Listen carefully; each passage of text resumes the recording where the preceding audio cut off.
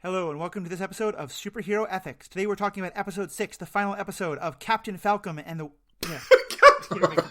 Captain Falcon and the Winter Wolf. Wait, no, Falcon and the Captain America called him Captain and the White Falcon. Wolf. There we go. That shit was hilarious. Falcon. What? Oh, All that and more after we stop laughing and this commercial message that we have no control over. Oh, that's the actual intro. Yes.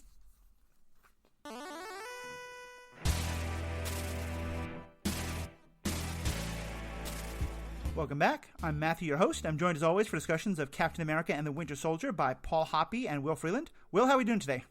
Doing pretty good, man. It's lots of ups and downs this last episode. Yeah. There was a lot going on. Paul, how about yourself? I feel barely. Yeah. So I didn't get a lot of sleep. First of all, I'm going to preface this episode with that. And yeah, I felt very strongly about this episode in like all directions. Definitely loved, hated it, you know? So, yeah, just a lot of thoughts. Yeah, I get that. And I think we're going to mostly focus on this episode, though obviously it's like the tying up of a lot of other things. We're going to do yet another episode later with the guys from the MCU podcast, kind of doing an overview of all the ethical stuff that this show brought up. And I think as we kind of go into this one, it's important to kind of like just name two realities. One is we've talked about this a lot as we covered this stuff, but I feel like in this episode more than anything, the difficulties of creating a show that was written pre-pandemic and then had to be shot during the pandemic really kind of came to light, I think, as well as also the realities of wanting to write your own show that also has to kind of feed the plots of some other things. And I think that, like, I know for me at least, some of my biggest concerns I think were kind of addressed by those two things. So I kind of want to be both, like, I think overall I loved this episode in a lot of ways. I also had a lot of like, that's not what I hoped that character arc was going to wind up with, but also I feel like maybe it was going to go in a different way. And so I think, like, we're not going to review the episode here. We're going to talk about the ethical questions that I still think this is one of the absolute best shows I've ever seen for raising those kind of questions. And so I think it'll be fun to kind of just go into the different characters and stories and talk about, like, you know, what we think the arguments were being made and how we think about those. Cool. Word. This is usually where you ask us a question, right? Yeah, I suppose. It's funny because Paul and I have just been having a discussion about my childhood habit of being kind of a like, okay, I'm going to take control. I'm going to decide where we all go for food and things like that. And I've been trying very hard, especially with these podcasts a lot of time, not to do that. Except also, like, I'm kind of the host, and so I have to sort of push the conversation along. Right. You're absolutely the host. We're going to follow your lead. Yes. There you go. We're just going to sit here and say one people after you say one world. Oh my God. Paul is never going to follow my lead. He hasn't done it in 30 years. But we'll see what we can do. My math is terrible. 20 years. It's close. It's 27. 27. Okay. There we go. Actually, okay. So for all those people who wanted to actually hear us talk about the episode. So where do you all want to start? What are kind of some of your general thoughts on the way this show tied up the kind of ethical questions that have been wrestling with this whole time?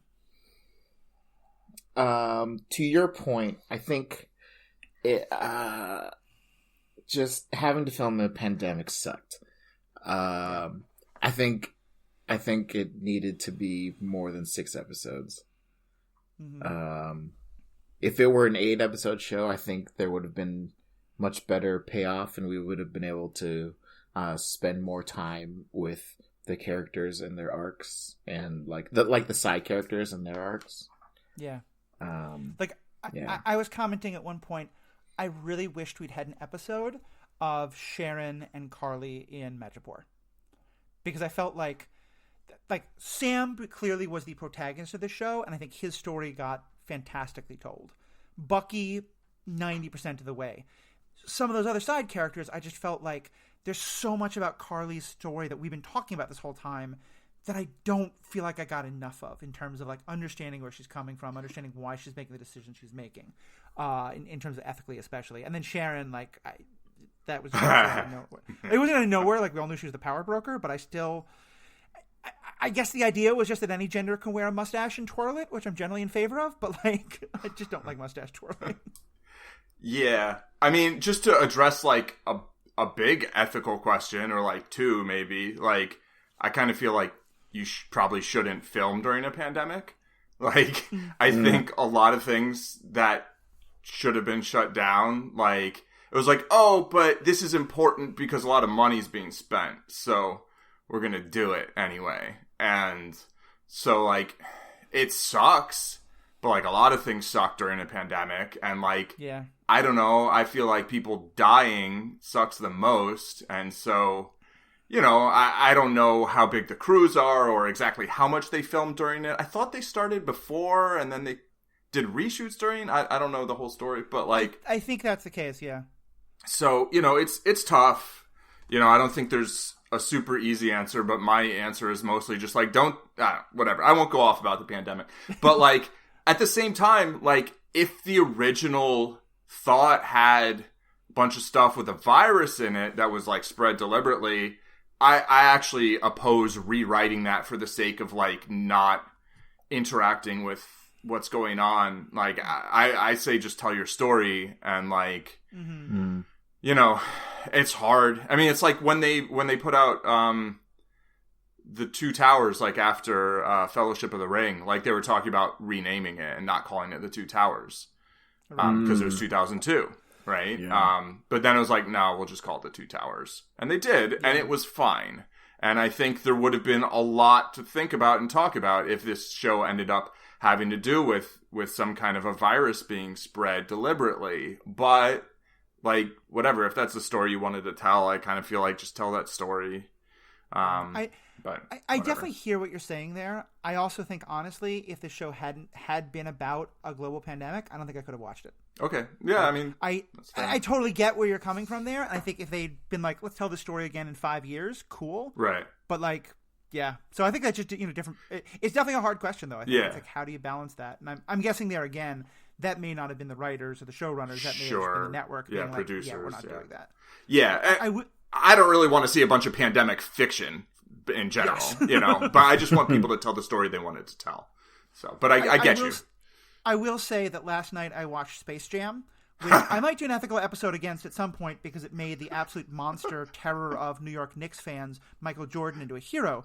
But the one thing I will say the only reason I'm bringing that movie up now is because in the movie, the NBA players think that there's some kind of, like, virus going around, and so the players demand and the owners agree to shut down all games entirely until the virus is dealt with. And I was like, oh, it would have been nice if the NBA could have done that. Right. But anyway, so, like, back to the actual story we're getting. I just like to note that you said an episode against.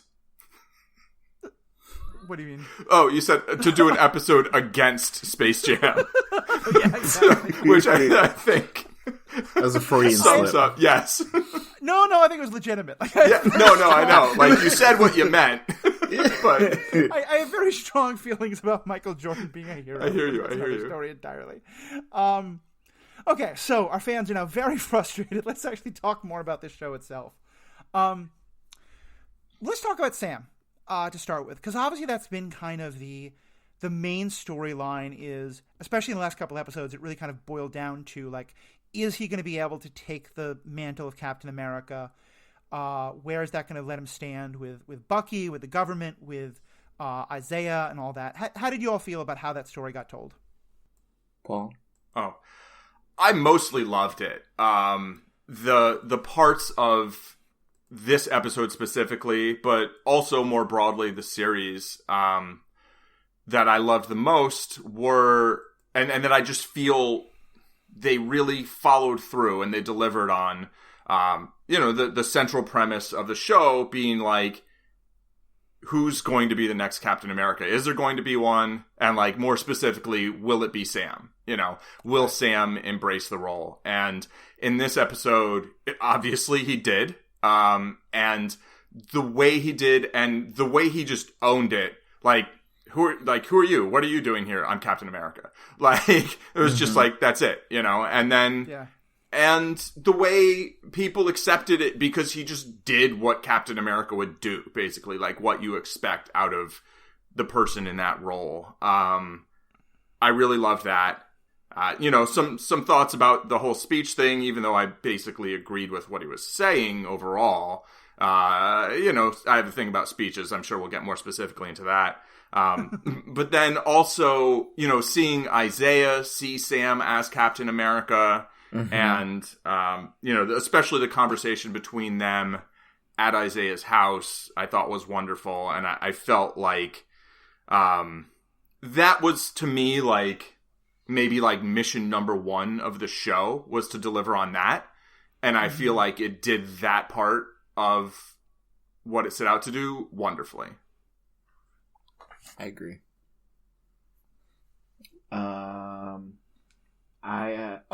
Watching Sam, I really appreciated Sam's stance. Like, okay, his speech was a little long.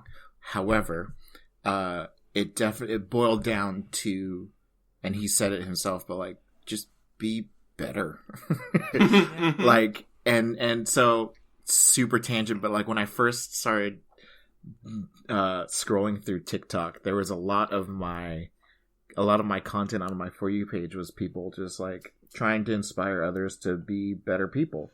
And like the adage of just be better, like set the example, be the example, just try to make this world a better place, be empathetic and uplift the others. Like that is such a great stance. And it's not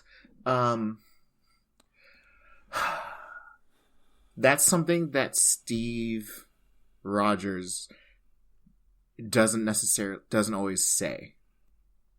Like that's one of the differences, other than, race, but like that's one of the big differences between Sam and Steve is like Steve showed how to be better and he always tried to be better, but he never told others to be better. It was always like, well, we'll do it together. Right. It's always, let's be better. Right. It was never like, go do you, I'm going to keep doing me, but I want you to be better. Yeah. That was really nice. Yeah. And I think go ahead, Paul. Yeah. I think Steve really set an example. That was like what his character did, but he didn't really tell or even ask anyone to follow it. He'd be like, well, I can't ask you to do this. And Sam's like, Captain America just, knocked on my door and said he needs help, like doing something important. Like, of course I'm going to help.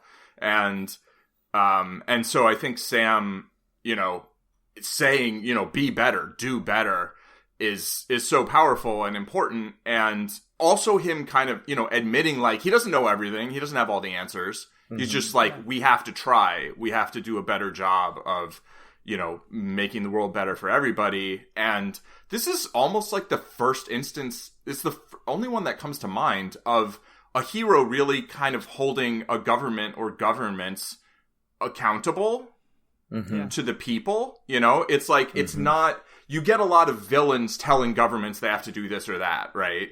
And I think that's sort of the idea of what Carly's doing is she's like, we're going to stop the governments from doing what they're doing. And Sam's just like, look, you have to not do this. And he's basically using the power of the imagery, the power of being a superhero to kind of hold them accountable to the people in a very powerful way. Yeah, there's like 8 million things I wanted to comment on here. Just starting with what you just said, though, I think we're definitely going to get into a lot more about Carly. I really liked that, especially because I think sometimes the way that these stories are told can be very, violence is always bad, nonviolence is always good. The violence never helps, but if you stand up and make a nice speech the way the whitewashed version of MLK did, then everything is fine. This felt to me very much like Sam understood that people were only going to listen to his speech because of what Carly had did. And he still isn't okay with it. And I think we can definitely talk about what, the ethical choices she made and were they or were they not okay. I think it's pretty clear though that people Sam didn't really understand how bad this problem was until what Carly and the Flag Smashers did. Yeah. And then I don't think, already I'm such a cynic, especially when it comes to politics. I've worked in that area for far too long. And I think at first I really didn't like what happened with the speech because I was like, come on, no one tells a great speech and just all of a sudden the government organization, like if that was true, like, we would have made, AOC the president of the world by now. But this isn't our own world. It is a fantasy world. And maybe like what you're saying, Will, like, it can be an inspiration. Like we can do better and we should give more of those speeches and maybe things can get better. Because of what he's doing is he's not just giving a speech. He's so directly challenging the authority. Yeah. At a moment when it's like the authority is trying to be like, yep, see, we were right. Carly was wrong. Flag smashers were wrong. They like, to me, the fact that he calls out their use of the word terrorist right. is so ethically relevant, because he's saying like, look, you think they're a terrorist. They think you're a terrorist. Yeah. And like, to me, that was just like everything. I loved that moment. Yeah, that was huge. For sure. Yeah, that's a word every time someone says it, like, I want to have something to say. And I'm like, oh, he said it, And he also threw thug in there, too, which I think was a not too subtle way of, commenting on the way people use language in racist fashion to, Definitely. The other thing I wanted to comment on is, especially with what you were saying about Sam's story, for me, I think, and I'm wondering if you all see the same, but again, it was so important to me that Sam was able to show Isaiah that things had changed without ever saying, Isaiah, you were wrong. Yeah. Mm-hmm. Like, I think it was really a way of honoring, like, of course, this is what Isaiah would see. And in Isaiah's time and in his experience, his point of view is 100% correct. Right. But that, like, to me, the way that was done was very much like, honoring him without it being like, look, see, you were wrong. I could have been Captain America all the time. Yeah, he's not like you were wrong about how things were. He's like, look, things can be different. We can make them different. Mm-hmm. Right. And he really does, I think, embrace the symbolism of being Captain America in a way that wasn't Steve's goal. Like, Steve was turned into Captain America by, by others, basically. And then he wore the mantle. But like, Sam had to make a decision of being like, I will take up the shield. And the fact that he has... I think in this series, what they accomplish is they give him a level of agency in that there wouldn't have been if you just took the shield from Steve and was like, okay, I guess I'm Captain America now. Right. This is what was needed to get him to the point from feels like it's not mine to this is mine. Exactly. Yeah. That's why this show exists. So when we see him in a movie next, he owns the shield and it doesn't feel forced. Exactly. Yeah. And I think it's also why it's so important. I commented on this on a TikTok. Ethical Panda is my name. The Ethical Panda is my name there. About like how important, and I think I mentioned it on our last podcast as well, about how important I think it was to me that like Wakandans had been a part of making this Captain America suit, that it's not the United States anointing him. And his whole line about like, I'm going to fight for my country, but he's not going to fight for the government, and he's not going to do what the government wants him to do. It's really back to that Steve ideal of, I'm going to fight for the ideals of what this country is supposed to be about instead of like what the government tells me it wants to do. For sure. And that's a journey from, the first thing we saw Sam do after ironing a shirt was be a contractor for the government, right? And like try and chase someone rescue someone, I guess, from people who'd kidnapped him in Tunisia before they got to Algeria. So it's like all about borders and about, being a military contractor. And here he's like, I'm Captain America. Someone's like, when did the government make you Captain America? It's like, that wasn't addressed, but like, he did it. He just decided this is what I'm going to be. The way Spider-Man decides I'm going to be Spider-Man, Mm-hmm. And, and so just the way, I completely lose my train of thought is, I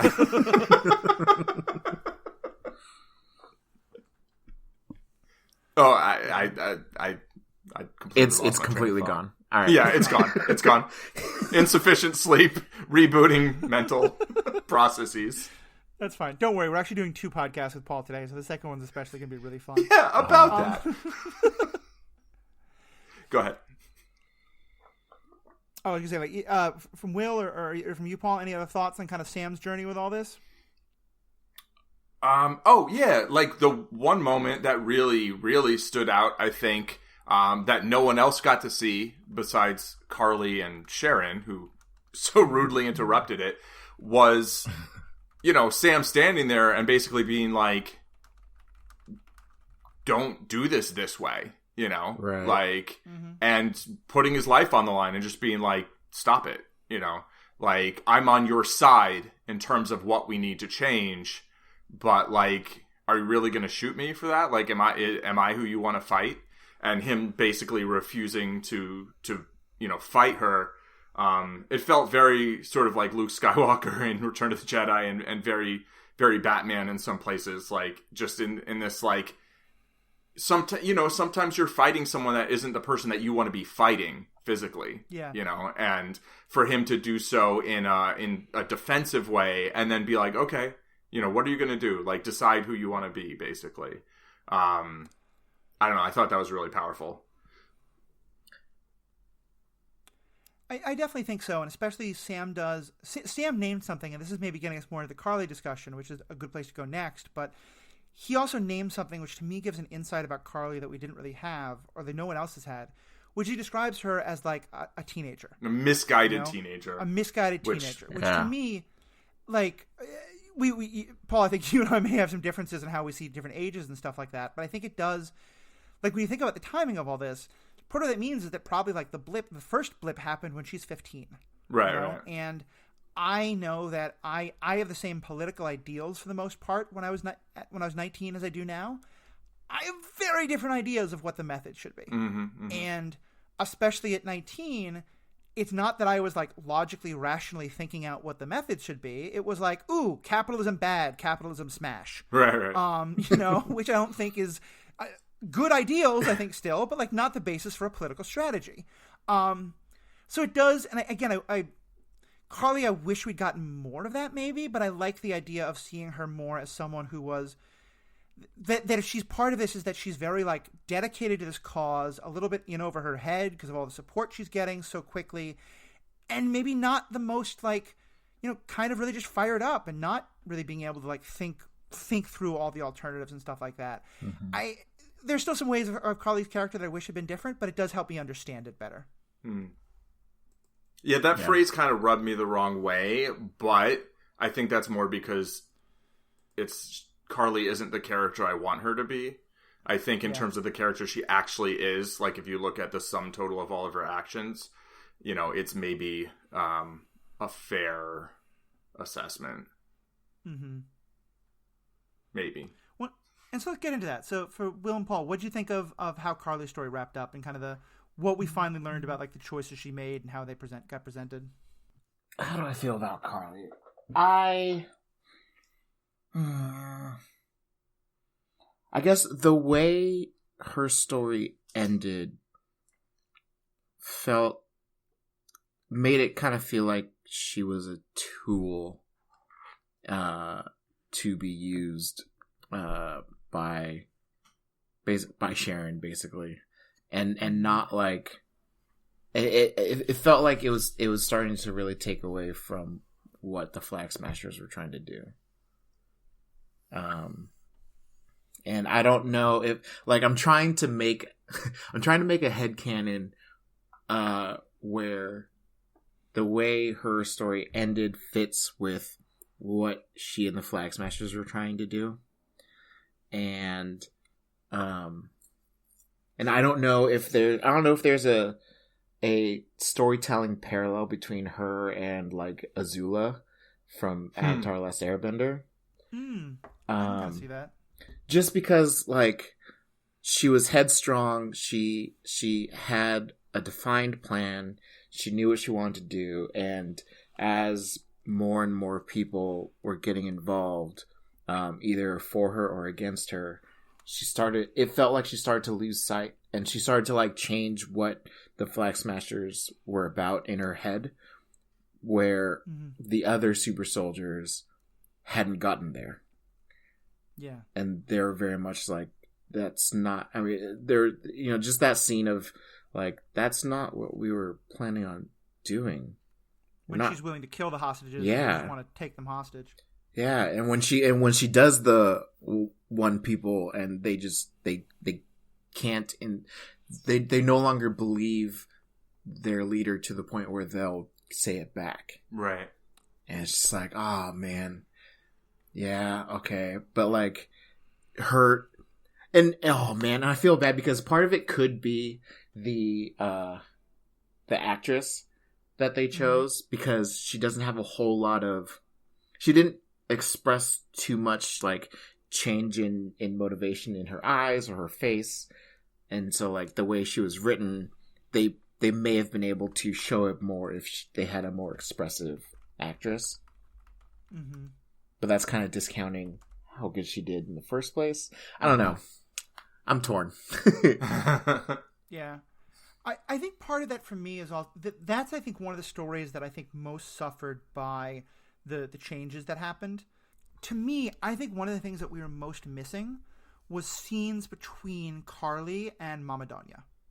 Because a lot of Carly's story felt very, tell, don't show, but that especially. And like the actress who played Mama Donya, who literally just like sat on a slab as a corpse, is Veronica Falcon, who has done a lot. That's not a like completely unnamed actress. And I feel like you don't get an actress like that to like just lie on a table. Yeah. So I'm guessing that was a much bigger part of the story, and that probably she died of the disease. And they still say that she dies of tuberculosis, which is like the disease that's happening because there's not enough resources. But I'm wondering if there's a different version of the story where we get a lot more of Carly and her, and that maybe she's kind of that like a little bit restraining influence on Carly, who's kind of like, your passion is awesome, but let me help you guide it a little bit. And that then once she dies, especially once she dies because of the thing that Carly is so angry about, that a little bit sends Carly off into like, no, let's just kill them all phase. Yeah, maybe. Yeah, that's definitely an interesting possibility. I'd say that like, Carly not ever having a real backstory, like they tell us that, this other person was super important to her, but they don't show us any of that really.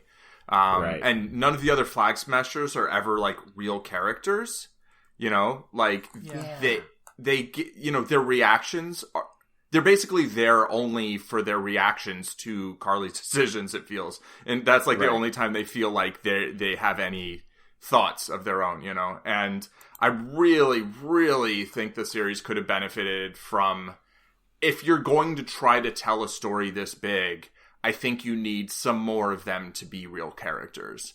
I think you need us to give us some backstory on Carly. Maybe that's with Mama Donya. I don't know. Maybe some of that's with the power broker stuff, like more than like a few lines. Yeah, an episode in Madripoor showing her and Sharon. Exactly. Well, and she didn't know it. Well, no, she does know who Sharon was. Never mind. Right, yeah. Yeah, she did. So she's the one who knew, and like, yeah, we never really get any of that except from that one showdown scene at the end. But I will say, like, she won. Like, her goal was to get them to not deport 20 million people, and they didn't. Like, and it's maybe, it's at least as much because Sam came in and did what he did. But if she hadn't done what she did, like, they probably just would have gone ahead and done that. So, like, on some level, like, mission accomplished. And, when she's like, it doesn't matter if we die here, I'm like, oh, you're definitely going to die. Like, don't say that. Like, you're never going to survive if you say the lines of dialogue like that. But, like, yeah, it felt to me like they were planting the seeds for the Flag Smashers to be some sort of long-term thing. Maybe the one who got dumped in the river and Sam fished out is the one who will end up being the new leader. I don't know. Or maybe there won't be a leader. Maybe it'll just be a movement, right? Without a head, which makes plenty of sense. And I was really hoping for some sort of like global action or like direct action besides just them doing this one thing to the GRC. But like, I mean, certainly the sense that I got was that like the Flag Smashers were not this hierarchical, like rigid organization. Right. To me, they were much more like, I think I may have said this last time, but like, Antifa or Anonymous. Yes. And like, I want to be very careful as I say that. I am like, Antifa, the word terrorist is dumb by any means, but Antifa is not a terrorist organization. I'm not in any way trying to make that part of I'm Antifa proudly. I think any American citizen should be. Fascism bad. But like, but you know what I mean? Like, there's like that, Anonymous, even BLM to some extent. Like, there's no like, if someone asked you like, who's the president of Black Lives Matter, who goes on and like there are different leaders that have emerged, but it's decentralized, right? Yeah, and I think this story actually is a great example of like, we're at a point in the internet age where a decentralized movement without a central leader is possible. Yes. Because of the way the internet works and things like that. And I think Flag Smashers to me is a great example of that. So yeah, I would very much hope Flag Smashers continues to be a part of the story going forward. Me too. But if you're going to try and start an organization like that, probably don't have an app that like people can just download and know where you're going to be.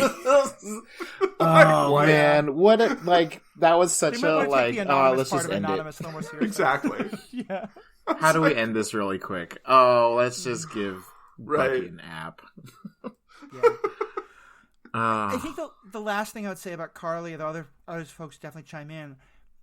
I think Sam needed to say 80 to 90% of what that speech was. Like, he needed to be that moment of like the person who could understand Carly in a way that like the senator couldn't. And there, I think his being like from a marginalized community as well, like that's an important part of him being Cap in a way that like at the time when Steve Rogers wasn't like blonde-haired, blue-eyed, perfect American.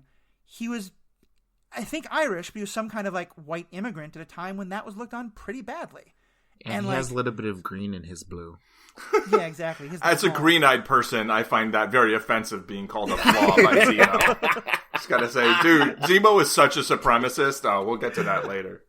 We'll get to that. Yeah, definitely. But yeah, but my point is like, and so Sam giving that speech and being the one who understands Carly makes total sense. But I wish at least some of that speech had been given by Carly. Yeah. And I think, again, that may be a case where, like, we never really got a chance for her to say to the world, or even us, the audience, exactly what, like, it's all hinted and like, shown, but it was never really, like, here's her saying why her cause is right. Right. And, like, there's an internet. Like, there's a platform for these things. You know? Like, if you want to spread your message, you can. Like, we are. Yeah. You know? Like...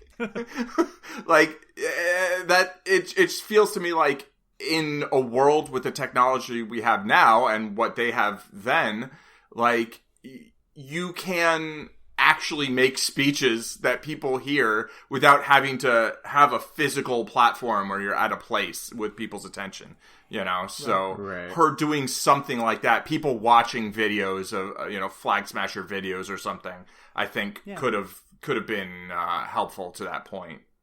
2 dedicated fans of her starting a podcast, for example. You know what I'm exactly. About? What you said, like, that's what we're doing here. Yes. Yeah. All right, should we go on to Mr. John Walker? Yeah. I was surprised by John. Yeah. What? How'd you feel about that? So good for him for going for the car. Yeah. It felt not unearned, but like so out of character of the last 2 episodes. Like, I don't think we ever saw. Maybe it was supposed to be the scene with Lamar's family, but we never really saw Walker come back from the edge that he was on. I think he hadn't. Right? Okay. I think that was him coming back from the edge he was on. Yeah. I mean, he had his, he, grabbed his face and was, trying to figure himself out. But yeah. Yeah. It's not like in the garage was this transition moment. He starts the fight and all he wants is revenge on Carly. Yeah. Right. Oh my gosh. When she says only the people that mattered, I got upset. I was like, excuse you. Yeah.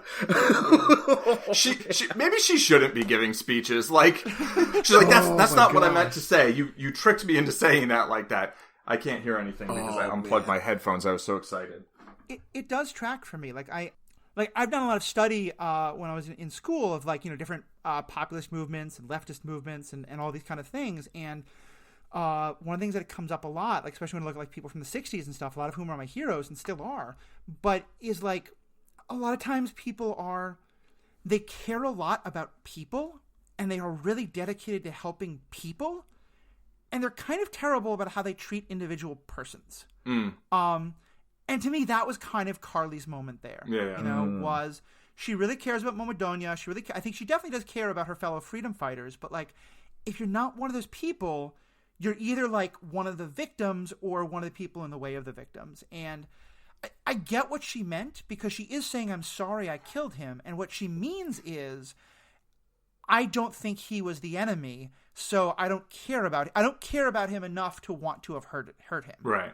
But it comes out as her saying, I don't care enough about him to have cared that I killed him, which I think is very much not what she meant. But also, yeah, like, choose your words a little more carefully. Like, have the edit button. Right, for sure. Be like, can we just rewind? Give me the time stone for a minute. Let me try that. Yeah. Take that again. But getting back to the Walker of it, and here's where I said, like, it may also be the more MCU properties. I am guessing that someone told the showrunner and the writers, like, look, we need to have him be U.S. agent by the end of this. Because, honestly, like, him switching there didn't really make much sense to me. And if the story even was, okay, he's a murderer and he's terrible, and everyone else is like, we'll fight with you in this moment, but we're still taking you to the raft afterwards. But then he gets away and Contessa finds him and is like, let me tell you about the Thunderbolts thing. Sure, I can deal with that. Mm-hmm. But like Bucky and Sam treating him like, okay, you're one of the gang now. And there's that moment of like him and Sam like kind of looking at each other and giving like a bro nod to each other. And I was like, this guy murdered someone with a cap shield. Like, he's acting as like a cop or a soldier. He's an official representative of the government. He committed murder. That really bothered me. Yeah. Yeah, I feel so torn on it because, everything you're saying about the way Sam and Bucky responded to him, I totally agree with. I definitely don't think he has any place working in the military or law enforcement or, wielding force. I really love the character's arc, and I actually completely buy it, which is a little, like, rare for me. Like, especially on things that people don't all buy. But, like, when he showed up, I actually just felt, like, really sad. Because I feel like he's one of the many, many people who are told a lot of their life that a certain thing is good and the right thing to do. Right. And then he does that thing. And I don't think that's a good thing to do. Like, I think it's actually a very bad thing to do, and that what you're doing when you're in the military or in law enforcement, a lot of it, I think, is working to support a very oppressive system, whether it's nationally or internationally or local or whatever. But I think that he buys into that, and that he had that one moment after his, like, best friend was killed, not murdered, but killed, that he lost it. He snapped, because you can tell that's in him, right? Right. And he loses it there, and then he kind of sticks with that line of, then he fights Sam and Bucky, and then, then he tells off the GRC, or I don't know if that was more of a U.S. government thing. I'm a little unclear on that. I think it was the GRC, when they're like, oh, well, you can't be Captain America anymore. And, he's not wrong about what he says. Like, they did make him. The government and American propaganda made him what he was. But I still think on some level, he's a person who wanted to do, like, he wants to know what the right thing to do is, and he wants to do that. He just doesn't have that strong sense of it, or he doesn't have a sense of it that agrees with my sense of what it is, right?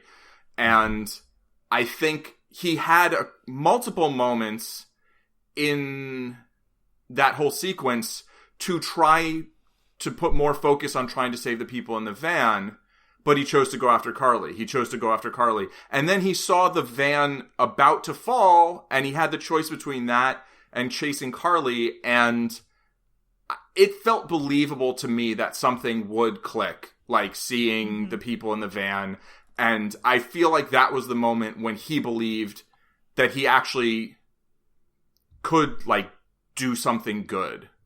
And, that's fair. You know, despite having done something bad, which I don't know how much he actually recognizes how horrible what he did was, he might still think that was fine. But I do think there was a choice there between saving lives and, you know, vengeance. Getting revenge. Yeah, I agree. And it was so literally presented to him, like, right in his face. And I don't believe that he couldn't make that decision, you know? And then, interestingly, like, he fails at it, right? I mean, he kind of saves them for long enough to Sam to, like, really save them. Yeah. You know? But yeah, I just found it believable. The whole thing when then he's talking to Val, like, I was like, I don't know. But, like, I wasn't so much, like, into that. And that totally, like, of course, that's, like, set up the spin-offs, right? But, or the, you know, the future series or movies or whatever. But I did believe his character throughout the series. And I think he's representative of so many people who are told to do awful things and told that those things are right. And I enjoy seeing a character go too far down that road and then turn back. Like, I like redemption stories, and it didn't feel really unearned to me. But I certainly understand how it could feel, like, too sudden. But I did feel like he was thinking about it before that. You know, it wasn't like, oh, I'm just going to do the right thing. It's like he was thinking about it. He was like, no, I got to get Carly. Oh, should I save this? No, I got to get Carly. All right. Yeah. I'm going to save the people. Yeah. I totally agree. And the one thing that, what proves, that your point to me is how excited he was to still have a chance. Yeah. Like, after Val leaves and he's just, like, super giddy that he gets to be U.S. agent, like, he still can do something for his country. That spoke to me of just, like, he really does believe that he can do good, and he wants to. It's just, we also know that in the heat of the moment he can make some bad decisions, but he wants to be something more than what he is. Yeah, I think I agree with you all 90%. Like, I 100% believe that his story is a tragedy. And I think we've talked about this on we all were talking about this on earlier episodes about how the fact that he's not a monster is very important, because it shows that, like, a lot of the people who make horrible decisions and do horrible things, often when they're in official uniforms, are doing it because that's what they've been told, and that's what they've been trained to do, and that's what they've been told is the right thing to do. And I think that's I think very important. I also would just kind of name my bias. I mean, as I said before, I live here in Minneapolis, where the murder of George Floyd occurred, and where more recently the murder of Dante Wright occurred. And I've been, like, at protests, and a lot of friends who've been there, and so that's been, like, very, very foremost in my mind. And I find it very hard to watch Walker as a government appointed person kill someone and not think of it exactly in those terms. So I'll admit, I think that's part of my bias, and maybe why I'm pushing back somewhat. I feel like this, to me, would, like, you know, in Avatar: The Last Airbender, this would be like if the moment Zuko says, like, okay, no, I'm sorry, I did bad, and everyone's just like, okay, cool, you're back. In terms of Cap and yeah, Bucky's. like, I think I can buy him having that moment. I don't buy that I don't think it redeems him yet. I think it's it's a bit of a face turn, and maybe, like, it's like, okay, let's see where you're gonna go. But and this is kind of my problem with a lot of these things. I feel like there are some things you do that are so terrible that even if you start doing better things, like, and granted, no one's going to prosecute him for killing the Flag Smasher, which is unfortunate, but I still feel like, to me, he's starting towards the path of being a better person, but it doesn't erase what he did. Right. No, for sure. And to me, it's also a part, like, even what you're saying, Paul, about how, like, he had just lost his best friend and stuff like that. To me, and again, here, this is very much my police and army sort of viewpoint, but I think it's true of any of these stuff. If you're going to go out into the world with this great amount of power, and it's kind of like accepted and approved that you're going to use this power to try and do the right thing, I have to believe that in the heat of a moment, you won't use that power to do a terrible thing. Oh, and that's what that's where I'm just like, I don't believe that yet about Walker. I don't know if he's on some team again and someone else gets killed who he's really close to, will he lose it again? And I guess that's why I just was like, Steve and Bucky just kind of been like, okay, you're cool now. Just that was where I just drew the line. Yeah. I think it's funny that I called him Cap, just like without even thinking about it. Then you called him Steve, but Sam and Bucky. But oh yeah. Exactly but right.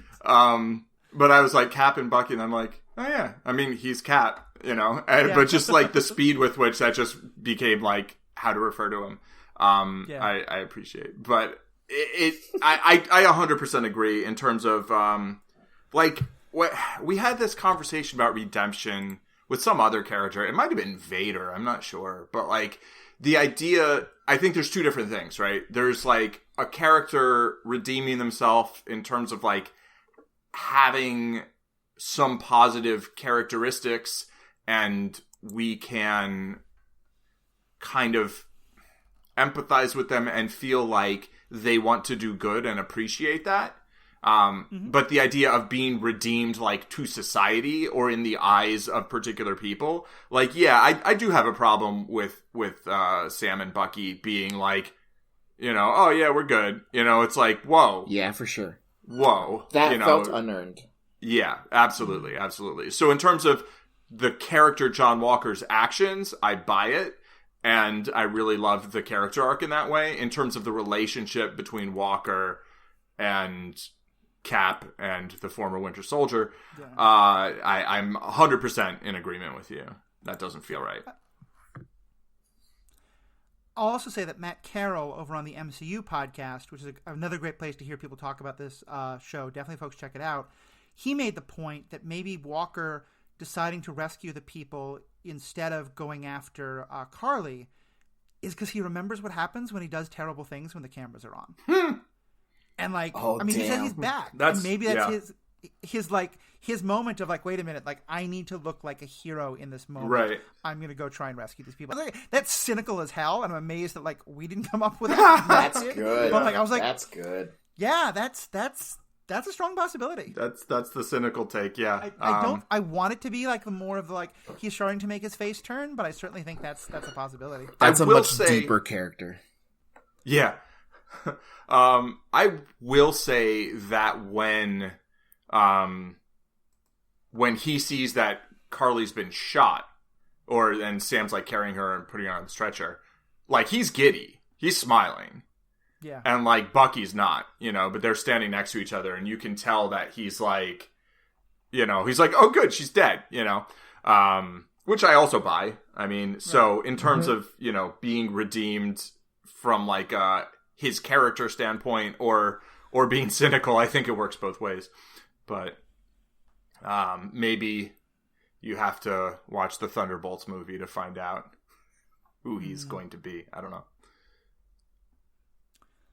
Yeah, I mean, I think it's also a helpful, like, a depth of the story that's so important. Like, people don't become, like, lawful evil and then go to lawful good in a heartbeat. It's like it's a process. And so him having, like, this one moment of, like, okay, I'll do the right thing, but yeah, I still want to see that, see her suffer. But I still want to see her suffer. Like, yeah, I can see that being a very, that's totally believable. Yeah, and I mean, to the speak of alignments, like, people aren't really those things, right? Like, people... It's never that simple. Yeah, like, people do some good things and people do some bad things, and, what's good and bad, it depends on your perspective, I guess, but, like, some people want to measure one against the other, whatever. But, like, it definitely, you can be both, right? Yeah. The same way this last episode can be awesome and... not awesome in points. I'll also say just on that point, one moment that I loved, and again showing Carly is actually the one who both gets it and is also deeply cynical. The line, "We need a diversion, give him someone to rescue." No. That was cynical so much as speaks hell. to this of like, of course, the hero has to go like rescue the people about to fall off the cliff instead of like taking care of the bad guy. And it's like, no, classic villain. It was so good. Classic villain. Yeah. How about we talk about Bucky? Because he also we talked about before about how we really loved how his journey started in episode 1, and then he became like, I felt like in episode 1 and 2 the show was about Falcon and the Winter Soldier. Starting in episode 3, and I think not for bad reasons, I think I was totally on board with this, it became Falcon's show with Bucky as an important sidekick who also got some story beats of his own. But what did you all think of kind of where he wound up, especially with some of the ethical questions he's been wrestling with? I totally agree in terms of the episodes, except I think in episode 3 it became Zemo and the Falcon show. Like it became Zemo's show. Yeah, exactly. Until it wasn't Zemo's show. But yeah, the story definitely shifted more heavily towards away from being like a 1A and 1B leading, kind of co-leads, where one is clearly the first lead, but the other's like the second lead, and it became more to me, a lead and a sidekick. And in terms of their relationship with one another, I kind of love that. I love their dynamic and how Bucky comes around to understanding where Sam's coming from, to naming that he didn't understand that, why he didn't understand that. And then nonetheless, like getting a new suit for him from Wakanda and not telling him, hey, you need to be this, but like basically giving him that option, like in wardrobe, right? But like where then he can decide to do that. I love that between the two of them. In terms of the resolution of Bucky's arc within this story, in terms of making amends, no. It just felt like I just felt like they didn't do it. They told us that he did it, and they're like, we were talking about like, a 3-minute scene wouldn't do that justice, and that it would take more than that. And I was like, you should be able to spare 5 to 10 minutes. They didn't even give it 3 minutes. It was like 2 minutes something, and half of that time was just Bucky walking really slowly. Look, like Snyder has to have some influence somewhere, okay? Right. Like the conversation between Bucky and Yori was just, it was less than a minute. It was like it was too fast. It was like 5 lines of dialogue. Bucky didn't really understand what it meant that he was the Winter Soldier, that he's not anymore. He didn't say, I'm sorry, even though, as I've said, like, that wasn't Bucky, that was the Winter Soldier. But this felt more like he was unburdening himself, and that we've been told in episode 1 that this might be the thing that makes Yori kind of get some closure, but we don't see that from Yori. And so while I feel like it sold Bucky's story short, I feel even more so it sold Yori's story short. And then they have like Leia come back, and like you just see her through the window, and I was just like, I wanted so much more out of that. Like, I was really bummed in episodes 3 and 4 that we weren't coming back to that yet. But I was like, oh, we'll come back to that in episodes 5 and 6. But it's like, it just wasn't satisfying to me. And that was one of the things that I loved so much about the first episode. So it was just huge disappointment for me. Not having an I'm sorry, I think, is huge. I think Sebastian Stan's acting was amazing in that scene. For sure. Of just like admitting his guilt and holding back as much emotion as he could to be like, that was me. The acting was amazing. So the way I saw the scene with where Leia was helping Yori with the drink, I saw that as Bucky going by, because he knows Yori is always there on this day at this time. Yeah. And like just seeing like, is he destroyed, or like is he still going on with his like routines? And Yori kind of had a smile when he was getting his drink. and I don't know if that was just an accident by the actor or if that was like directed, but like it seemed like, without saying it as such and without getting the actual sentence from Yori himself, it seemed like he felt like he had closure now. Yeah. I think that's a great way of saying it. I feel like they showed us. They told us without really showing us. And I think for me, part of why it felt disappointing was, honestly, that felt like the scene we would normally get. And I always think that scene is kind of problematic, and because it is much more about them unburdening themselves than the hero actually listening to what the person needs. But last episode, Falcon specifically said, don't just unburden yourself. Yeah, right. Do the work. Make sure that you're doing what that person needs. And we never saw Bucky then actually do the work. Right. You know? So there needed to be more of that scene of like, you know, of the conversation of Yori now knowing and how they interact with each other. But instead they cut to him leaving the apartment super slowly. Right. And I had said at one point in some Facebook discussions that I thought, because I wasn't sure they could do that scene all the justice it needed in just 3 minutes or even 5 minutes, that maybe the thing to do was to show Bucky like really wrestling with how to do this and like talking to people about it, and then the sort of final shot for him is him just knocking on the door.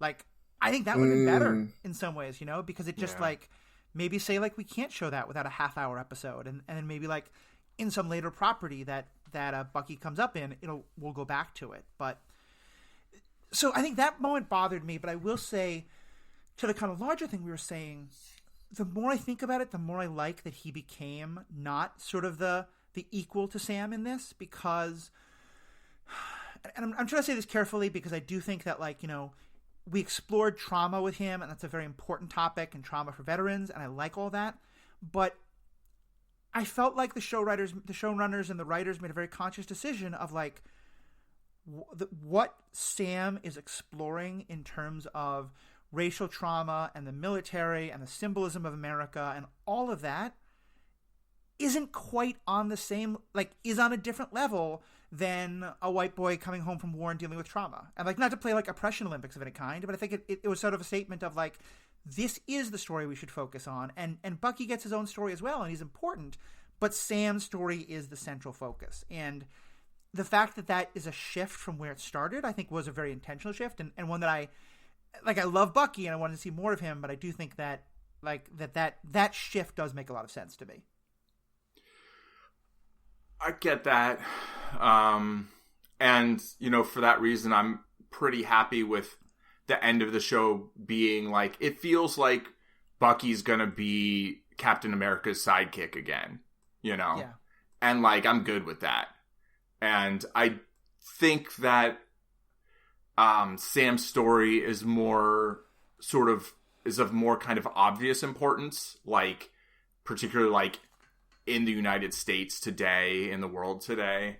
I think Bucky's stories are also very important. But the thing that bothers me about the kind of lack of closure that I feel with it isn't just Bucky not getting all of that. And, you know, I agree, Will. Like, I think Sebastian Stan was fantastic in the little bit of that scene that existed. And, I mean, he's great at walking slow and staring, you know?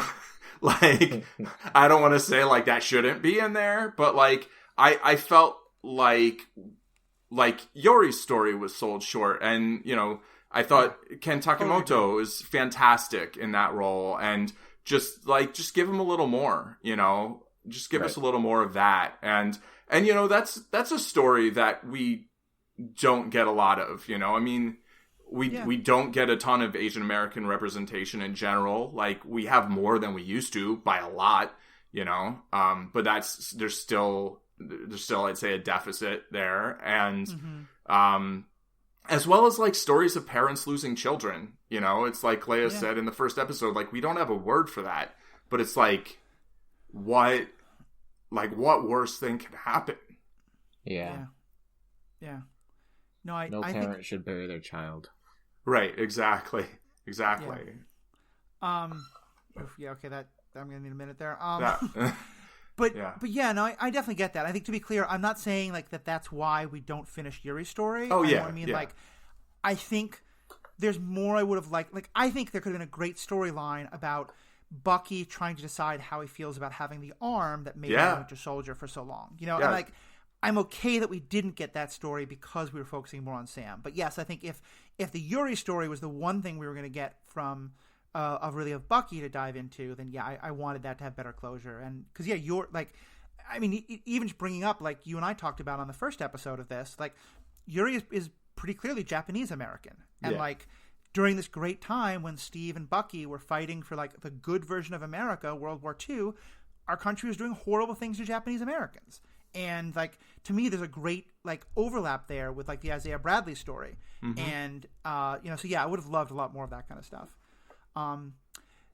The one thing, but to take it to one other part of Bucky's story that I'm curious about is, how did you feel about the ending of his therapy story? Because clearly that was also a big deal of like, how does he or doesn't he relate to therapy and the role of that in helping him with PTSD symptoms? Certainly, I don't want to diagnose someone, but reacting to the trauma that he's gone through in difficult ways. I liked that he acknowledged that she helped him. I didn't like that they basically dropped that in episode 2. And I feel like I've had enough with Marvel shows ending with a poor transfer of ownership of a book. That's very true. Wow. I think the book that Wanda winds up with has a little more power. A little more consequence. But hey, if we find out... Hey, that other book saved the world, maybe, you know? If the therapist is a witch all along, I'm also kind of cool with that. You know? Sure. What if the therapist was Agatha? I don't know. It makes me want to go back because I feel like Yori wasn't the last name on the list. Oh, right. Like, how did those other names get crossed off? Yeah. Yeah. I don't know, man. So, okay, to your point, I think they put a lot more read between the lines, please, for that scene of just like how much time did it take him to, how much time was there between the climax fight and him giving the book back and like him going through the motions with these other people. I think I would have preferred, like, for lack of a better term, like a montage of him sitting down with people and like talking these kinds of things out. But whatever. Yeah, like if that's 3 months later, like maybe he's done the work. Yeah, but it feels more just like, well, I feel unburdened now, so here's my book.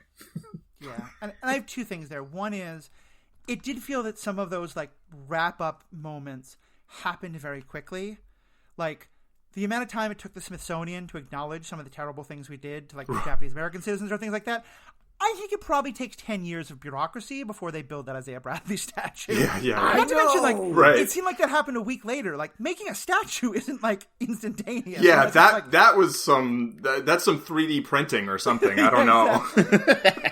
But the other more serious point is, I am a huge advocate for mental health care, especially with trauma. I have not warfare-induced in any ways, but my own kind of PTSD-type symptoms from my own childhood and adult traumas. And I think one of the things that gets talked about a lot in mental health discussions of media is that one of the worst myths out there is that you have that breakthrough moment when you figure out, okay, this is the problem and this is what I need to do. And then you're like, okay, doc, you're fired. I'm fine. Right. And that's not how therapy works at all. Like it's like, it's 2 steps forward, 5 steps back, 3 steps. Like it is a journey. And to me, I really didn't like the idea of him being like, therapist, you helped me, Sam helped me, I got some redemption, I'm done. Right, exactly. Yeah. Like that. Too that easy. Just like, right? Yeah. Too easy. And just like for something that is still so stigmatized and like we want more people to do, I felt like we needed more there. Yeah. I would have liked it if he had been like, he walks back into the doc's office, hands her the book and sits down and says like, let's keep talking, Yeah, like, let's talk about these names, Yeah. Like, yeah, totally. It falls under the category for me of, like, better, than before, in that, like, we actually have one of these characters even going to therapy and then acknowledging that it helped them. Like, great. You know, they all need therapy. You know, I mean, maybe everybody does, but like, you know, it's like, I think that's great. That's a big step forward, but like, it's not more. I want more. Yeah. Oh, yeah. I mean, and that's like how often. It's funny. I've been comparing the show to saying that it's on the level of the Daredevil of the Netflix, the Daredevil, the Daredevil verse, the Netflix MCU verse. But I say one big change is my biggest complaint with all of those shows is that almost all of them could have been 1 to 3 episodes shorter. Mm-hmm. And so it's kind of in some ways this is like, okay, let's try the opposite end. Like here we're like. I never stopped a season of like be like I wanted 2 more episodes of Luke Cage, you know, 2 more episodes of Jessica Jones, probably more of Daredevil, but it's just on another level. Sure, yeah. But like so in some ways it's a nice to have like okay now we're undershooting a little bit. Now maybe we do next time like 1 or 2 more episodes. I think we've agreed on 10 episodes. I think that's where we're at. Like this is too short, needs a few more. Those were 13, they're a little too long. Let's go with 10. Maybe HBO had it right all along. Any thoughts on Zemo and Alfred?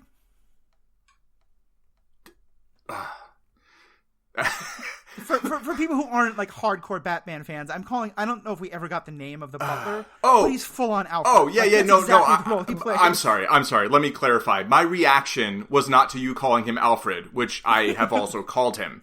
My reaction is being at a loss for words, where like. I don't know. I have written down Zemo. Really? From the raft? You can fuck right off with that. Total supremacist. And then in quotes, the butler did it. Oh my god. Those are my notes. Discuss. I don't mind Zemo being in the raft or being back at the raft. It shows that the Dora Milaje followed through with what they're saying they're going to do. Oh yeah, that's not what bothered me. Me. They really should have spirited him away. He killed their king. Like it was that such a like, season 8 Game of Thrones moment.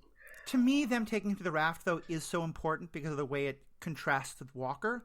Yeah. Because they do put justice ahead of vengeance there. Right. No, so my point, I mean, I already had some thoughts to say about the raft before, like Guantanamo, and like, you know, and should they have brought them back to where he was originally and like tried to improve the security, whatever. A lot of stuff there. But no, in this episode, it was that somehow he's in the raft and yet his butler blows up these 4 super soldiers.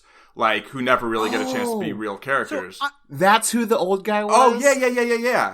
Yeah, that was Zemo's butt. That's why we keep calling him Alfred. Oh, my gosh. Yeah. And then Zemo's, like, smiling and shit. Like, he's so pleased with himself. Oh, my gosh. I thought he was just some old shadow figure that we're gonna get shown later. Like, as, like, some new reveal. Yeah. That's what I thought at first until they cut to that. I was like, oh. See, I had a somewhat different take on it, though. I don't think that was meant to be Zemo from the raft, like, contacting him and saying, like, put a bomb at this place and this time. Because I think part of what we saw before was that, like, the butler was acting independently to, like, keep things ready for Zemo the whole time. Right. And so I took it more as, like, at some point Zemo pulled Alfred aside and said, look, I'm probably not going to get to finish this mission. You need to keep your eyes out. There's probably like, and you know, Zemo's smart enough to know like maybe he could predict that like the Flag Smashers are gonna, you know, hit the GRC for some big meeting or something like that. Like I think I could buy that. And he's like, look, you need to find a moment when the Flag Smashers can be killed and take them out. And then the butler did the rest, you know. But like the butler like being like get me like, oh, let me just put the C4 under this like police van or whatever, and then I'm sorry. Yeah, it doesn't check out. Maybe if he had... Yeah, I don't know. We watched... Paul, you and I watched Gotham, where Alfred was a literal former member of, like, the British, like, commando forces and did all sorts of crazy stuff. I quit watching Gotham the third season. No, I stopped after the 3rd season. Yeah. That's fair. Yeah. But I don't think, like, badass Alfred was why you quit.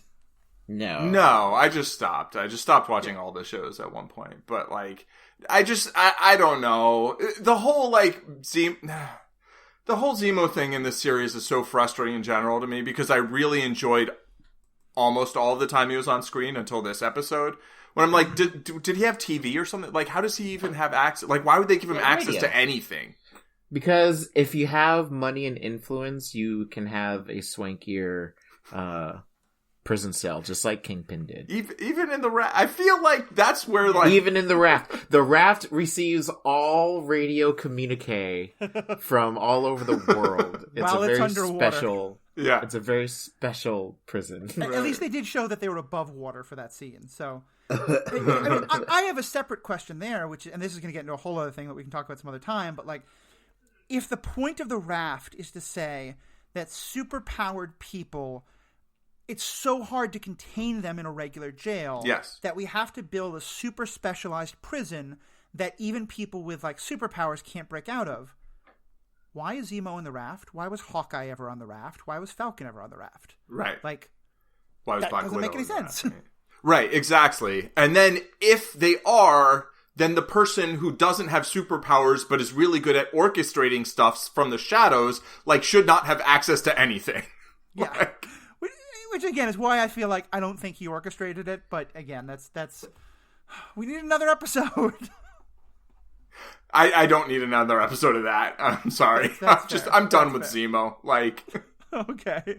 The fact that he's like a baron and super wealthy and has like a servant and yet is like, oh, you're all supremacists because you want to take something that makes you healthier. Like, just shut up, Zemo. Like, come on. I think he's wrong, but I think him doing that makes a very important point, which is he's out of line, but he makes a good point. Well, it's that I think a lot of times, more than I think the writers make a good point through the character, I think a lot of times people will say, okay, there's all this stuff we take for granted, and I don't want to think about that. Mm-hmm. But now you are one step beyond what I take for granted, and so you're a problem. And so I think he would sort of be like, yeah, he very much is a separatist, but he doesn't see it that way. He feels like, there's all the normal human power dynamics, and then this person is above that. Right. And I don't think it's coincidence that in the normal non-supremacist humanity that he sees, he comes out on top. But then the supremacists killed his family and killed his city and killed his country. Right. And so, yeah, I think he's very much an unreliable narrator in that regard of, like, showing that, like, when people claim supremacy, they often don't want to look at themselves. Oh, for sure. Mm-hmm. Yeah. No, I mean, it's believable and coherent. I just disagree with it. And there's a point to which, like, I'm just, okay, enough of that. And this was beyond that point. I also want to edit what I just said. I realized the words I said were that the people who claim supremacy don't want to look at themselves. Like, I think I will talk about white supremacy till the cows come home. I'm not saying that, like, supremacist arguments are bad. I'm just saying I think often someone like Zemo or a lot of people can often, like, they're very willing to look at the outside problems. They're not willing to look at themselves. That's all I meant there. Oh, for sure. Yeah. So the last one I had on my list was Sharon. Sorry, Will, why don't you start with this? I think Paul just gave a fairly succinct ethical conclusion.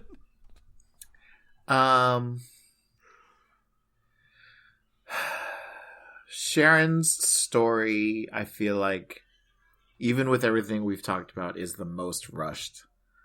Her interactions with Carly, her interaction with Batroc, her getting her pardon from the council and immediately giving back her position with the CIA, and then not even leaving the property and making a call being like, hey, super soldier serum is off the table, however, get ready, because I've just been given all this military and governmental power. Right. You might want to use a landline for that. It's just so, okay, I will say her showing up in Manhattan highlights my problem with all things comics and movies. And It's that people travel the planet so easily in TV shows. Yeah. Like, I get that sometimes you're a baron and you have a private plane, and sometimes you're the power broker and you probably have a private plane. But like, when you just show up, when we've gone to the other side of the planet and everyone that matters is there already, it's like, how many private planes are there? I guess they're private, so I don't know. But I don't know. It's the magic teleporting armies of Game of Thrones. Right, exactly. Now that she's the power broker, I understand her need to be there, even though she was waiting for Sam to give her the pardon. But, and someone else made this point in the Facebook group, but like, her reveal, and her actions this episode completely counter everything she's done in the first 5 episodes. Like, helping find the doctor for the that made the copy of the super soldier serum, or showing up in the bar and putting Bucky in contact with, or Zemo and them all in contact with the other lady. Like, so many of her actions don't make sense if she's the power broker. Like, she shouldn't want to kill Carly. She shouldn't. But like, Power Broker threatened to kill Carly if she doesn't bring the serum back, but the serum gets destroyed, and so she wants to recruit Carly back. But then when she's like, "I have more power than you, Carly," but she still gets shot. She's not bulletproof. Like, it's all over the place, and I feel like they might have been able to do more if Sharon wasn't the Power Broker. Yeah. And she was just a rogue agent who has power in Madripoor. I feel like they gave us such a compelling story of her being the one who got left behind, you know?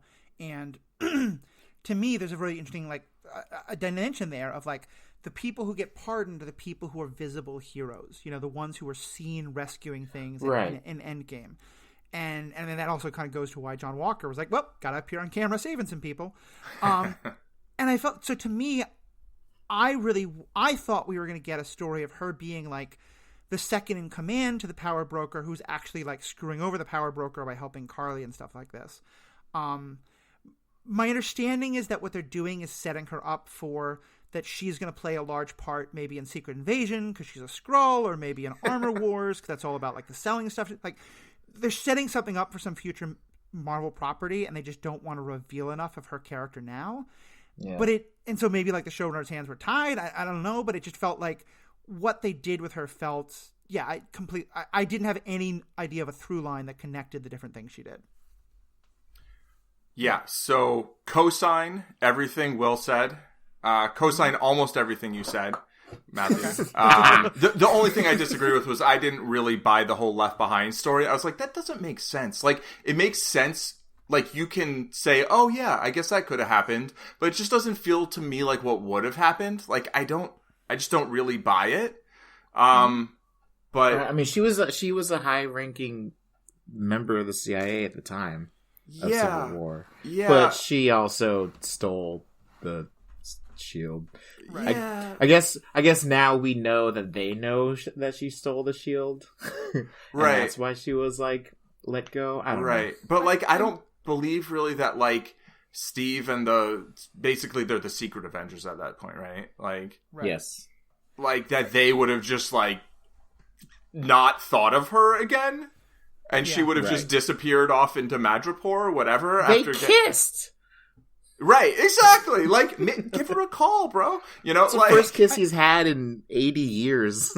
I mean, I think Steve is clearly not a part of, Steve is kind of, like, I think a certain implication is supposed to be Steve comes back to this world for, like, that one conversation with Bucky and Sam, and then he's gone again. And so he's not part of hanging around in the government negotiations about a pardon and stuff like that. But I mean between Civil War and Infinity War. Right.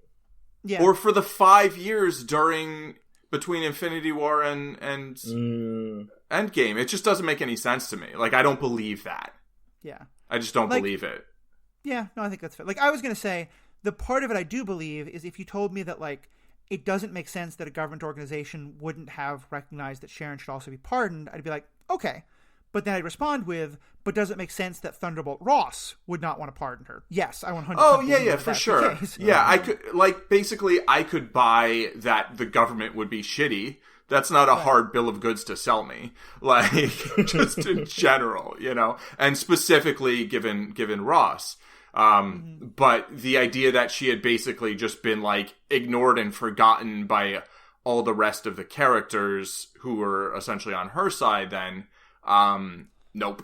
Like, I don't buy it. I mean, I just, in this, but even if I buy that, like, the rest of her story makes just so much less than 0 sense. Like, it hurts my brain how little sense it makes. And I would say there's one way I can explain it, which is if, when all the stuff she said about, like, she's so bummed she didn't get a pardon, if all of that's a lie. Like, if that she didn't want a pardon. Or that she was just already, she had, like, you know, gone off to Madripoor and started getting involved in this criminal underworld. And, like, right. She doesn't care. She's made much more of a name for herself in Madripoor than she ever would have at the CIA. Yeah. Or she's a Skrull, which is the other thing that's like... or she's a Skrull. Yeah. I hate that that's a possibility. Because if they make her Veronk, or Veronki, however you're supposed to pronounce it, I've always called it Veronk, but I've heard other people say Veronki. If they make her Veronk, that makes way more sense. Sorry, Veronk is the queen of the Skrulls and kind of the, she's the one that did the whole secret invasion thing. Okay. That in the comics. Yeah, I feel like that, I know a lot of people didn't like the Nick Fury reveal at the end of Spider-Man Far From Home, but, like, given that the whole movie, I was like, I don't see how Nick Fury wouldn't see through this shit. Like, exactly. At the end, I was like, oh, okay. Okay. Checks out. Yeah, exactly. Yeah. Definitely. All right, we've covered okay. it. Go ahead. I'm sorry. The only thing that I wanted to throw in there, and I feel like we can I can try to end it on a better note. I have a very good note to end on, but yeah, go ahead. This is the first time since Tony's death that I've gotten choked up with an MCU property, of bringing Isaiah to the museum. Like, something about a proud older person, doesn't have to be black, but a proud senior person being choked up just gets me, breaks me every single time. And seeing the pride in his eyes when he sees his statue, him being able to bring his grandson and be like, this can now be my legacy. Look at this. Yeah. Look at what I helped do. And then him, like, shaking Sam's hand, going to the embrace, and then just breaking on camera was so powerful to me. Yeah. So good to see. I said back when we went, back when we covered the episode where Isaiah first appears, I think I said on this podcast that I felt like Sam becoming Captain America would be like him needing Isaiah's blessing. And they did the timing of it differently than I had thought, but I really love that we still got that moment, you know, and that it was of Isaiah both sort of recognizing him and accepting him and honoring that, but then Sam making it so clear that this does not mean that Isaiah's story didn't happen. Because I think there's a very real way of that happening. That kind of like, oh, you know, like, as you kind of said, Will, a couple episodes ago, it's like, you know, we have a black president, we have a black Captain America, there's no racism, everything's fine. And I feel like Sam clearly was wanted to be like, yes, we're now at a point where we can tolerate a black captain. And I say that more intentionally because I think a lot of white America is going to tolerate a black Captain America, but we still have to look at the history of, I'm not the first black person to wear this mantle, and you were awful to the ones who were before me. Mm-hmm. Yeah, I also found that scene very emotional, and even before that, just when he was talking to Isaiah at his house, and I think that whole aspect of the story is the part that this show did the best, and on some level that I think was the most important story within the story. And it's what makes me not hate the show despite the things that like really drive me crazy. But I do feel like above all else, like this show had that mission and it succeeded so well in that.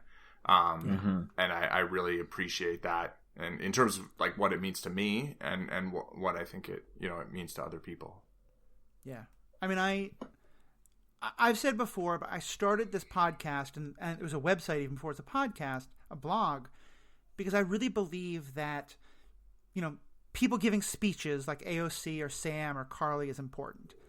But that a lot of the way that people get reached about justice issues sometime is when they sit down they think watch some superheroes fight and then find themselves like learning a whole bunch about racism or gender or whatever it is. And by that metric, this is one of the most, if not the most successful property that I've ever seen.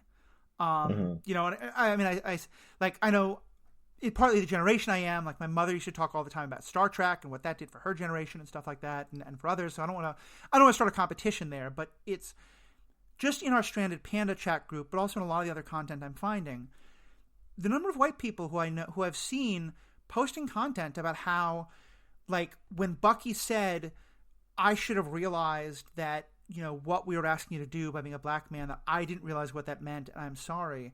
The number of people I know who've been telling their own stories, like making TikToks and saying, like, yeah, I remember when I did that to a friend of mine and I didn't really think about it and that was wrong and I've learned from this. And just the discussions that I'm seeing people have about race and privilege and people who might not otherwise have those discussions, but because the show hit those notes so well, and about trauma and stuff like that, but especially around race and this country. And in the same, actually, I'll say another great example of this is just the way, like, the show Watchmen on HBO a couple years ago. Like, I don't think anywhere near as many people know about, like, Black Wall Street and the Tulsa riots if it's not for that show. And I'm a little worked up thinking about this. Like, I just really want to honor the work that the showrunner and the writers and the directors and the actors did here of telling a very entertaining story that we might have some quibbles about the way they told it, but, like, that had some great fight scenes and great action and a lot of comedy, but also, like, really hitting people hard. And I just really want to honor that. To me, that's, like, exactly the kind of show I want to see more of. And I think Daredevil and the MCU the Netflix MCU definitely did some of that. And I'm just so glad to see that's now happening on Disney+. Mm-hmm. Yeah, just quick side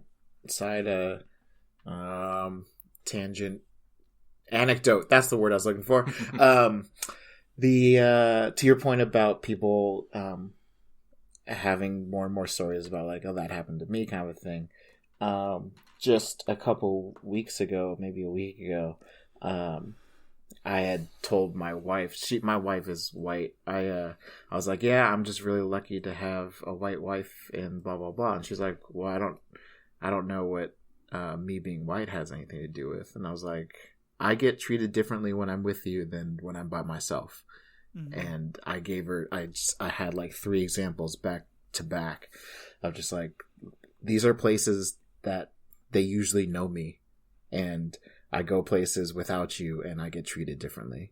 And like, she was like, I didn't really realize that. I'm really sorry. That's the thing. I was like, it's fine. Like, this is how I've grown up. Like, I'm used to it. It's fine for me. I get, it's not fine, but like, I get where where I stand. Like, I understand where I will be coming from. And when I go to certain places, I understand the situation I'm walking into. And it hasn't been apparent to her until I specifically pointed these things out. Yeah. It's wild. America. Yeah. Yeah, no, I think it's a great point. I think, like, even as I know, I was talking about the white reaction to the show because that's what I know best. But I also know I've heard numerous black folk or other people of color talk about how seen they saw by parts of the show in ways they hadn't been by other things. And I think it's just incredible to get that kind of content. And I just want more of it now. More. Which is part of why I'm like, I think Tom Hiddleston is a fantastically charismatic actor. having had this, watching him just like have fun adventures bouncing around the timeline, I'm gonna be like, no, give us more deep examination if everything is wrong with America. No. But who knows? Maybe it will be too. So yeah, I'm curious. I'm curious how this is gonna go because one of the side effects of me reading as many comics as I have is my takeaway is usually like big picture. How does it fit in with the universe? And WandaVision, so much of it was giving Wanda the depth and coping that she needed for all of the heartache she's gone through. Yeah. And it's giving her a fuller character that we can empathize with and actually care for going forward. Yeah. So much of Falcon and Winter Soldier is last time we saw Sam, he was given a shield he didn't feel like he deserved or should have. And so we got to see this character plot of him accepting the shield and now holding it with a sense of pride.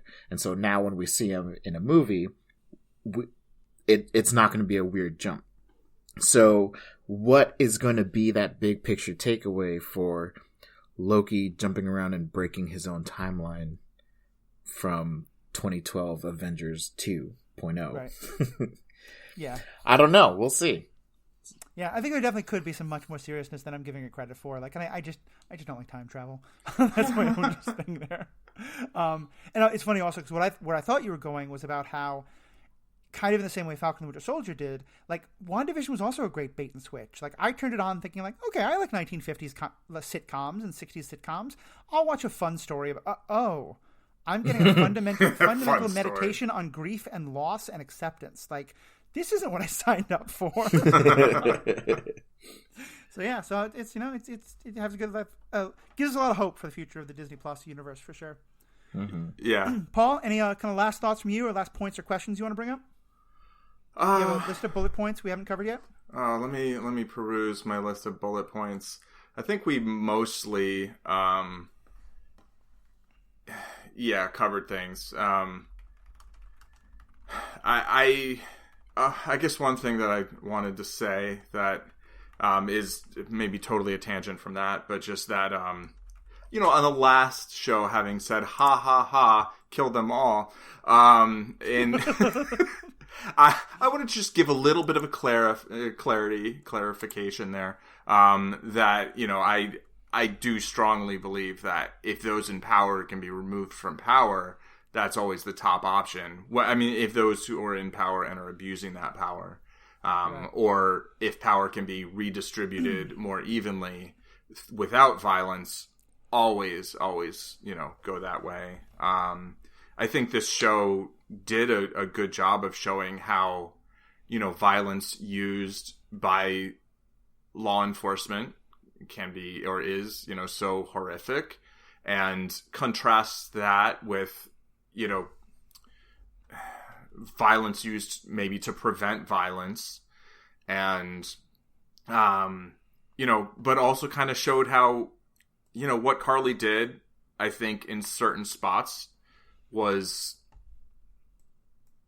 we can look at and say was horrible, but at the same time, like, it resulted in 20 million people not being, marched at gunpoint away from where they were, or from where they lived. And, right. But a lot of that had to do with Sam, ultimately accepting the mantle of Captain America, taking it for himself and owning it. And, hopefully changing the world, really, right? Because, I mean, if you change the United States, you change the world to some extent. I mean, if you change any part of the world, you change the world. But, the U.S. has such an outsized effect on other countries that him taking that symbol, which I in the first place I don't really believe in the symbol in a certain way. But the way that he took it and is like, I'm going to represent, the values of what I think this country should be, I think is extremely powerful. I think him being a black man doing that is extremely powerful. Doing that with, as you were saying about Isaiah, like not like getting Isaiah's blessing, but not doing so in a way that negates Isaiah's story. Instead, kind of using that, leveraging that influence to get Isaiah's story told and sort of, you know, make it true in other people's eyes, but then to say, hey, from here, we can do better, we can be better, you know, moving forward. Yeah. Yeah, I think that makes a lot of sense. And I certainly have a feeling like that. I don't think Sam really could be Captain America in a world that didn't know Isaiah's story. You know, for him, those two things are very linked. Right. And I think with Carly's, with what you're saying there, especially about the violence, like after we had that conversation that where we talked about like what should happen to the leaders of the GRC, I mean, I'm definitely in the favor of like the people making the decisions are much more like, you know, they're the ones to go after, not the like poor, you know, the poor people like, you know, joining a military for subsistence wages, for carrying out their orders. Right. But I think the other thing is to me is that the more I thought about this conversation, the more I thought like, and this is a thought I have every time someone's like, oh, if we just got rid of these like 50 billionaires, the world would be a much better place. Like, if you like get rid of a whole bunch of political leaders by like killing them or like even just arresting them or like doing whatever, their aides just take over and do the same thing. Right. You know, like if you get rid of all the billionaires, the people who inherit all their money just keep doing the same. Like it, I think there's sometimes a hope that like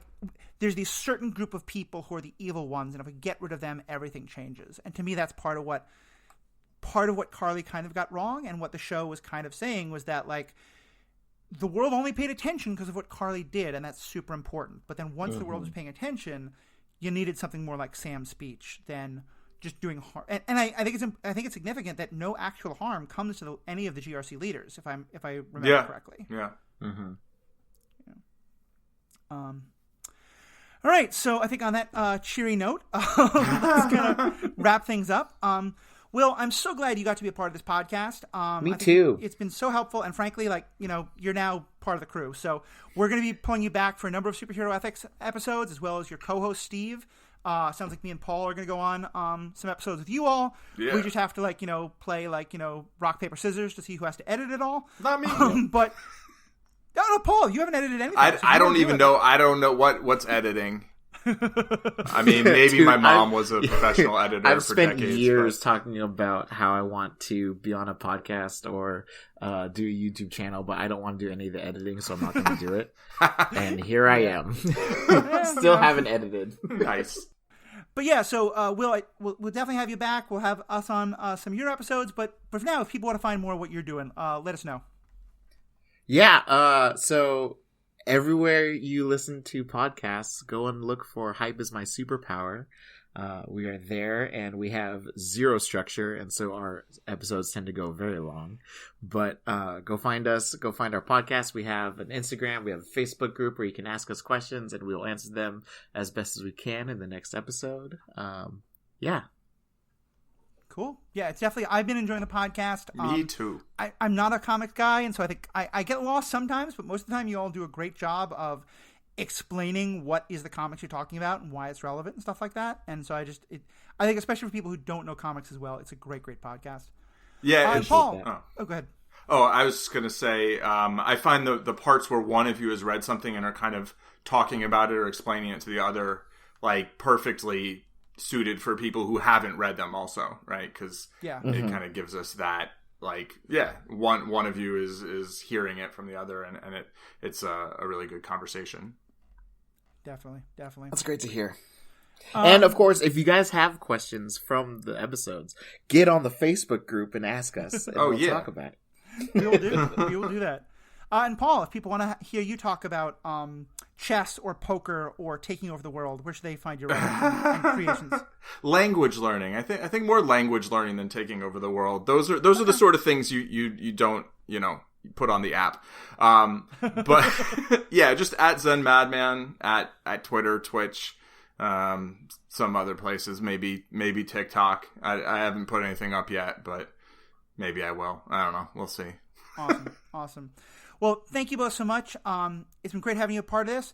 And to our fans, thank you. Obviously, there was so much we discussed, so many great topics. I'd love to hear what you think. We've been getting some great listener feedback, great discussions in the Stranded Panda chat group on Facebook, which I strongly recommend people join.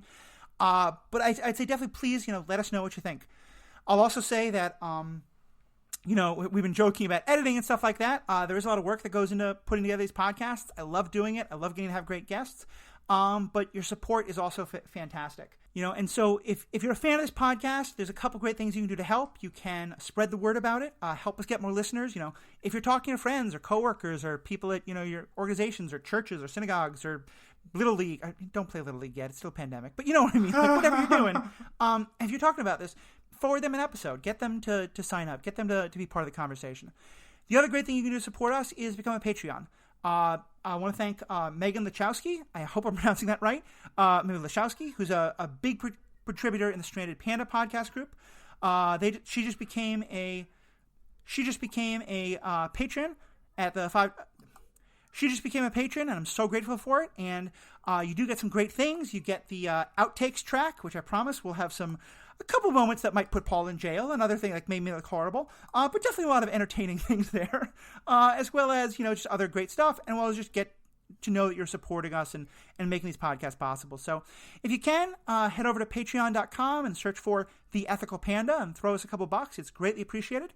Throw us a review on iTunes or any of those places. Let us know, hopefully 5-star, but if not, let us know what you think we can do better or what we are doing good. And definitely check out, hopefully, if you want to contact us with feedback, best way to do that is by searching for The Ethical Panda on Facebook or Twitter. That's kind of the name I do all the podcasting under, this and Star Wars and some other stuff. And also go to the Stranded Panda Podcast Network. We talked about that a lot. There's a lot of great podcasts on there. They talk about the MCU, DC, Star Trek, my Star Wars podcast, a lot of other good stuff there, and it's just great content to find. They even made me like the monster Godzilla Kong movies, which I did not expect to, but the content they made about them was pretty great. So check all that out. Check out all the stuff that Paul and Will are doing, and thank you, and have a great day. One world. One people. Yeah.